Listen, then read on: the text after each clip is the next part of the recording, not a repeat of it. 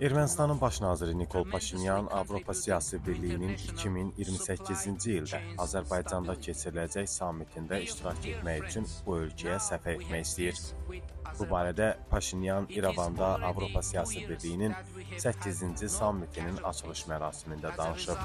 O bildirib ki, ümid edirəm ki, 2028-ci ildə Avropa Siyasi Birliyinin 10-cu sammiti orada keçiriləcəyi zaman Azərbaycana səfər etmək imkanım olacaq deyə Paşinyan bildirib.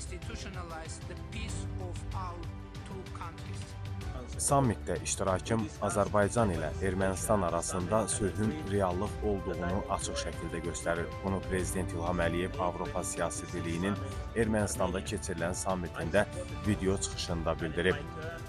Avropa İttifaqı Şurasının prezidenti Antonio Costanın Azərbaycana səfəri zamanı sammitdə iştirakımı müzakirə etdik və razılaşdıq ki, mən video formatda qoşulacağam. Həmçinin auditoriyanı məlumatlandırmaq istərdim ki, bir il əvvəl Prezident Costa və Prezident von der Leyen ilə görüşüm zamanı onlar 2026-cı ilin mayında sammitin Ermənistanda keçirilməsi ideyası barədə fikrimi soruşdular. Mən bu təşəbbüsü dəstəklədim və öz növbəmdə balanslı yanaşmanın qorunması üçün növbəti sammitlərdən birinin Azərbaycanda keçirilməsini təklif etdim. Təklif qəbul olundu və buna görə də üzvləri 2028-ci ilin mayında Azərbaycana dəvət edirəm. Yeri gəlmişkən Ermənistanda namizədliyimizi dəstəklədi. Bu, Azərbaycan ilə Ermənistan arasında sülhün reallıq olduğunu açıq şəkildə göstərir deyə dövlətimizin başçısı bildirib. Azərbaycan ərazisindən Ermənistana 28 min ton yük çatdırılıb.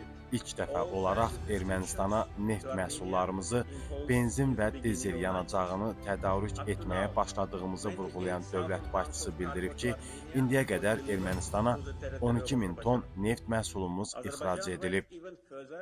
We started to supply our oil products, gasoline and diesel, for the first time to Armenia, thus starting the trade relations.